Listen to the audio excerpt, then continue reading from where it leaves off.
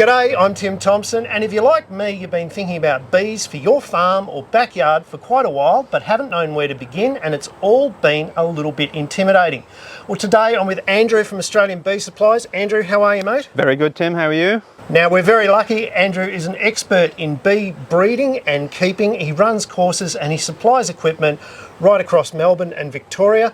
Andrew, thanks very much for your time today. Absolute pleasure. Can you get us started with the journey of beekeeping? Yes, we can.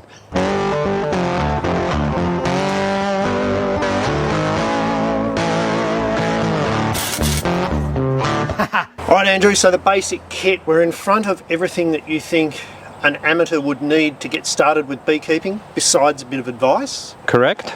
We'll start off from this side. What are we looking at here, mate? So that's called a bee nucleus or a bee starter colony. In a bee starter colony, you will get 5 frames, a queen bee, and enough babies and bees to be able to grow it out to a proper beehive. So this is one that we prepared earlier. Yep.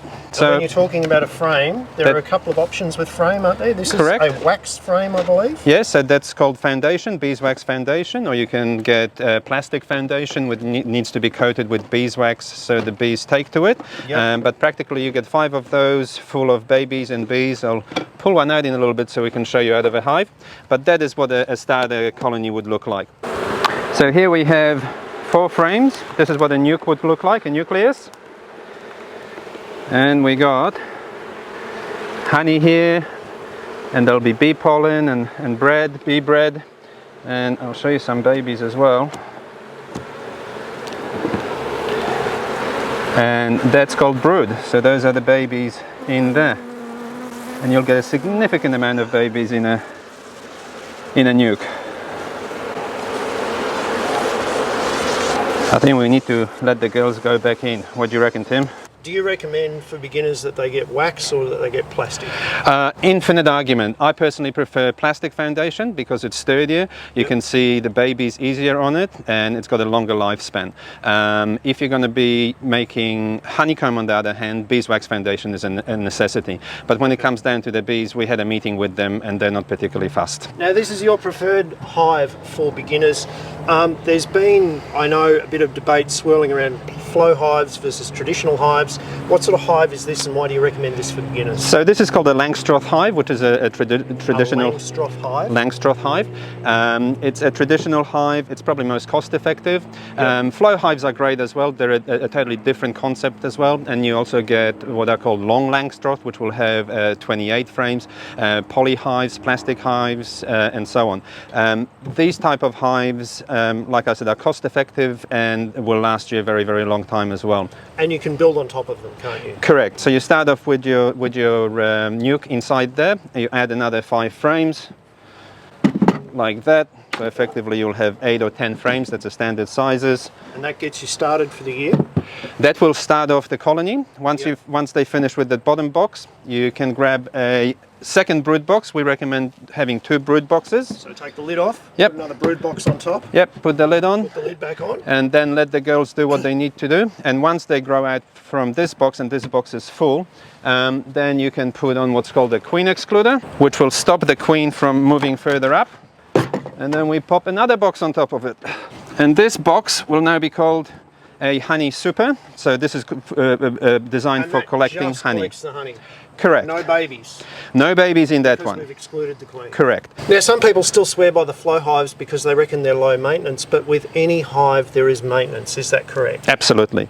Flow hive advantage is the extraction of honey can be automatic. The amount of work that goes into a flow hive will be the same as it goes into a traditional hive. So you still have to inspect it, do biosecurity checks, make sure that the queen is healthy and the brood is healthy. It's not just, I'm going to throw the bees in and I'll get honey. You still have to do the same amount of work. So when we're starting out, Andrew, what sort of tools do we need to get as a beginning beekeeper? So once we've got a bee nucleus, a good one like that, yep. And we've got our frames. A beehive, yep. The most important one for beginners will be a bee suit. So Yes. this is what's called a 3-layered bee suit. It is great protection. It will avoid you getting stung. So a 3-layered suit is a high quality suit. And you're saying it's false economy to get a cheaper suit? Because Absolutely. people who get a cheaper suit usually come back a little bit sore and get a more expensive suit. Correct. It usually takes about 3 or 4 inspections, if that, and they will come and get a 3-layered suit. Cotton suits are very hard to work in. You get very hot in them. Yes. With these ones, you can work in 30-degree weather. Seems very meshy. Very Absolutely. breathable. Yep. Yeah. And that comes with a hood, with a fencing veil hood, which I find most effective. You can get hats, full round hats. I find these much easier. You also need a pair of gloves. So Yep. we've got long gloves like that go over your Over hands. the top of the suit. Correct. Yep. And that will stop you from getting stung. But mainly you'll find that after a while, once people become more confident, they'll take their gloves off. But normally that takes about 2 or 3 seasons. It's harrowing trying to... You just get your bee wrangling skills up there. Yeah, It's exactly. a bit of a livestock moment. And then they'll give you a little kiss and you'll put your gloves back on. All right, other tools. You've got some hand tools here. You've got a scraper, obviously, for removing the honey. So this is a bee brush. So we Yep. brush the bees off the frames when we need to inspect them, especially if it's a big colony. And this is quite gentle on them, so it doesn't hurt them.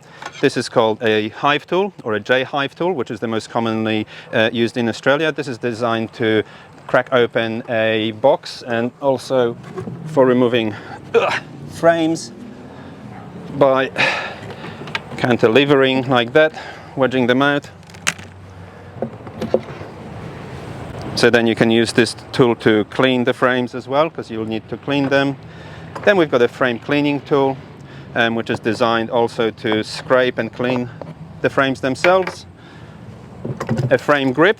I find Yep. this a very, very useful tool, pulling out the frames like that, because when they do get propolized or waxed in, they get get effectively sticky? very, very. So you can Yeah, actually right. break a frame if they are strong enough. So frame grabbing tool. Yep, absolutely frame grip. Essential. Scraper, we Yep. use these again, cleaning from the top or the sides where necessary. Yep.